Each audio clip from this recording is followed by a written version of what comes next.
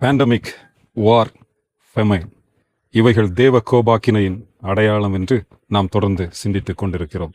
அந்த கோபாக்கினை எப்படிப்பட்டது என்றால், அந்த காட்ஸ் ரேத் எப்படிப்பட்டதுன்னு சொல்கிறாங்கன்னா, இந்த வார், ஃபெமைன், பேண்டமிக் இல்லாட்டா எர்த்குவேக், இந்த மாதிரி நேச்சுரல் டிசாஸ்டர்ஸ் இதெல்லாம் தேவ கோபத்தின் ஒரு துளி என்று சொல்கிறார்கள்.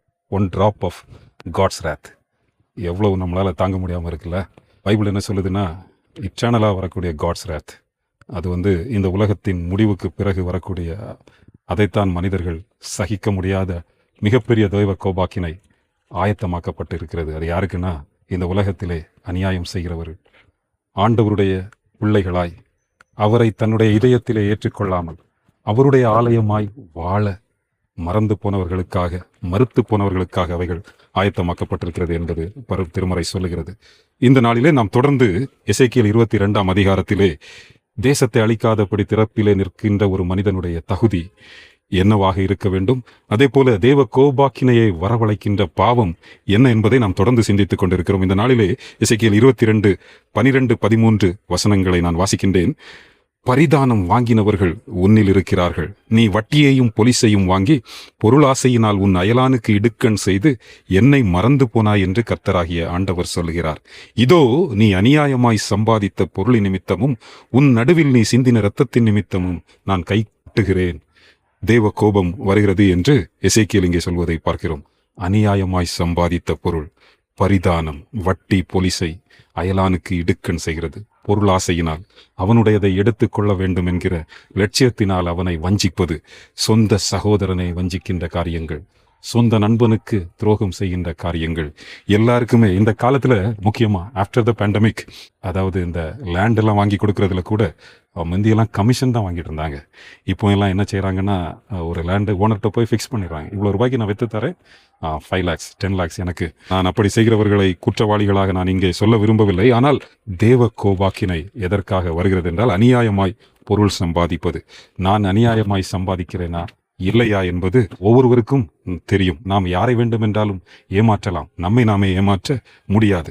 இந்த பைபிள் அநியாயமாய் சம்பாதித்த சில மனிதர்களை காட்டி அவர்களுடைய வாழ்க்கையின் முடிவு எப்படிப்பட்டதா இருந்தது என்று அநேகரை பற்றி சொல்லி இருக்கிறது. ஆனால் ஒரு மனிதனை, ஒரு ராஜாவை இந்த நாளிலே உங்களுக்கு நான் காண்பிக்க விரும்புகின்றேன். எரேமியா 22 அதிகாரம் 14 வசனத்திலே அவரை பற்றி சொல்லப்பட்டிருக்கிறது. அநீதியினாலே தன் வீட்டையும் அநியாயத்தினாலே தன் மேலறைகளையும் கட்டி. அநீதியினால் வீடு, அநியாயத்தினாலே மேலறை. இந்த நாட்களில் கன்னியாகுமரியிலலாம் சொல்றது 2 நில வீடு வைக்கணும் அப்படின்னா 2 மாடி வீடுனா என்னது, 2 மாடி வீடு இல்லைன்னா ஒரு ஸ்டேட்டஸ், சோசியல் ஸ்டேட்டஸே நமக்கு கிடைக்காது. எப்படி கஷ்டப்பட்டாவது 2 மாடி வீடு வச்சிடணும், பக்கத்து வீட்டுக்காரங்கள மாதிரி. அதை விட பெருசாக வைக்கணும். நம்ம வீட்டில் இருக்கிற வீடு பத்தாது, மாடர்னாக வைக்கணும். இது பொதுவான சமகால சிந்தனையாக இருக்கிறது. அதுக்காக லோன் எல்லாம் வாங்கி நிறைய பேர் லோன் கட்ட முடியாமல் நிலத்தையும் வீட்டையும் சேர்த்து விற்று கஷ்டப்படுறத நம்ம அநேக பார்க்க முடிகிறது. இங்கே எரேமியா 22:14 அநீதியினாலே தன் வீட்டையும் அநியாயத்தினாலே தன் மேலறைகளையும் கட்டி தன் அயலான் செய்யும் வேலைக்கு கூலி கொடாமல் அவனை சும்மா வேலை கொள்ளுகிறவனுக்கு ஐயோ.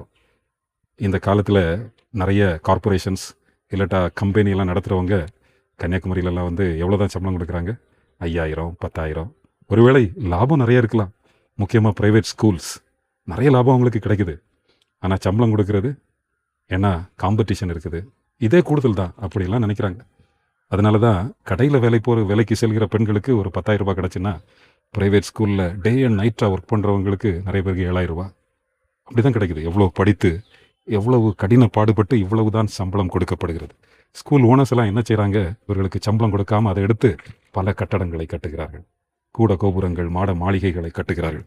இங்க பாருங்க, இங்க ஒரு ராஜா இப்படித்தான் அயலான் செய்யும் வேலைக்கு கூலி கொடாமல், அப்படின்னா சம்பளமே கொடுக்காம இல்ல, சரியான சேலரி கொடுக்காம அவங்க என்ன செய்யறாங்க, தங்களுக்கு பெரிய பேலஸ் கட்டுறாங்க. வேலை செய்யறவங்களுக்கு சம்பளம் கொடுக்காம தங்களுக்கு பெரிய பேலஸ் கட்டுறாங்க. ஆண்டவர் சொல்கிறார், நீ கேதுரு மர மாளிகைகளில் உலாவுகிறபடியினாலே ராஜாவா இருப்பாயோ.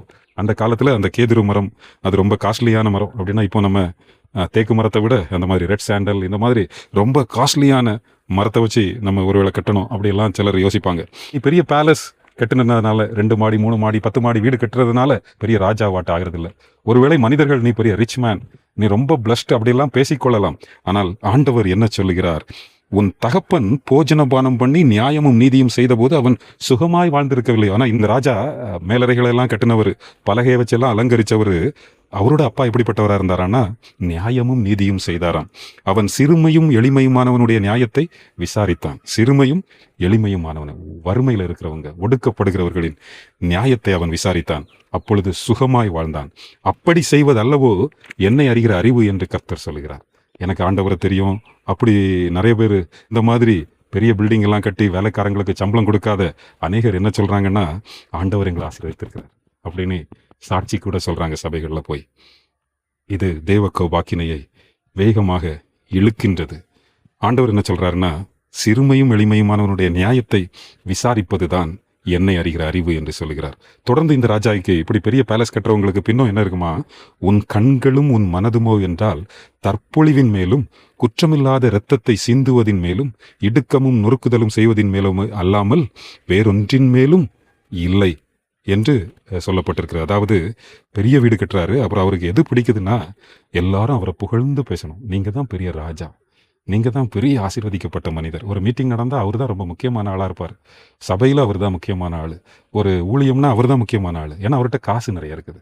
ஆனால் பைபிள் காசு நிறைய இருக்கிற ஆட்களை பார்த்து அநியாயமாய் சேகரித்தவை, ஒருவேளை நியாயமாக செல்வந்தர்களாக இருக்க முடியாது என்று நான் சொல்ல வரவில்லை.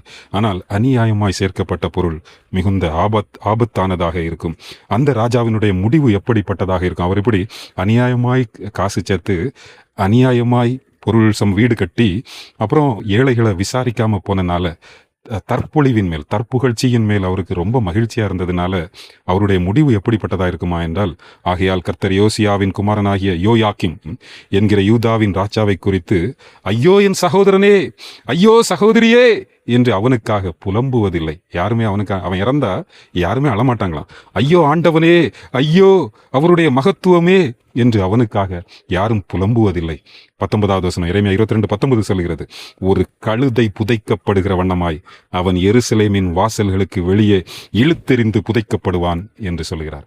அதாவது ஒரு ராஜாய்க்கு, இஸ்ரவேல் வரலாற்றில் எந்த ஒரு ராஜாய்க்கும் இவ்வளவு ஒரு கேவலமான முடிவு வரவில்லை. பாருங்கள், அநீதியினால் வீட்டையும் அநியாயத்தினால் மேலறைகளையும் கட்டினான். நம்ம எசேக்கியேல்ல நம்ம பார்க்கிறோம், அநியாயமாய் பொருள் சம்பாதிப்பது, அநியாயமாய் ஐஸ்வர்யத்தை சம்பாதிப்பது தேவ கோபாக்கினையின் காரணமாக இருக்கின்றது. கொள்ளை நோய், யுத்தங்கள், பஞ்ச கால கட்டத்திலே வைக்கப்பட்டிருக்கிற நாம் இந்த நாட்களிலே அநியாயமாய் சம்பாதிப்பதை நிறுத்தி விடுவோம். யாரிடமாவது அநியாயமாய் வாங்கியிருந்தோம் என்றால் சகேயு செய்த வண்ணமாய் நாளத்தனையாக திருப்பிக் கொடுப்போம். ஆண்டவர் நம்மை பார்த்து சொல்லட்டும், இவனும் ஆபிரகாமின் மைந்தனாய் இருக்கிறான் என்று. கர்த்தர் தாமே உங்களை ஆசீர்வதிப்பாராக. ஆமென்.